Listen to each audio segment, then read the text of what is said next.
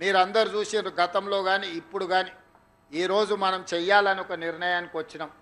దయచేసి సహకరించండి. రోడ్ల విస్తరణకు కూడా సహకరించండి. రోడ్డు వైడనింగ్లో ఎవరు ఆస్తి పోయినా వాళ్ళకి నష్టపరిహారం ఇద్దాం.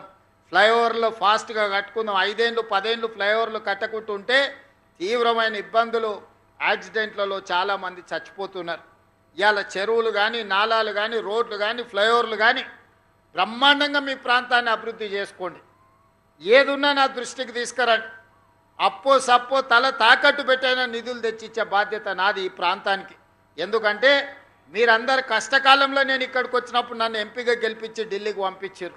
నాకు ఆ కృతజ్ఞత ఎప్పటికి ఉంటుంది. కష్టంలో ఉన్నప్పుడు నన్ను నిలబెట్టిండ్రు. రాజకీయంగా నేను ఇబ్బందిని ఎదుర్కొంటున్నప్పుడు నన్ను మీరందరూ అండగా నిలబడి నన్ను నిలబెట్టిండ్రు. నన్ను నిలబెట్టిన మీకు సేవ చేసే అవకాశం ఈరోజు నాకు దక్కింది. కాబట్టి ఈ ప్రాంతానికి రాజకీయాలకు అతీతంగా నేను అభివృద్ధి కార్యక్రమాలు చేస్తా. మంచి అధికారులను నియమించిన, బాగా పని చేయించుకోండి.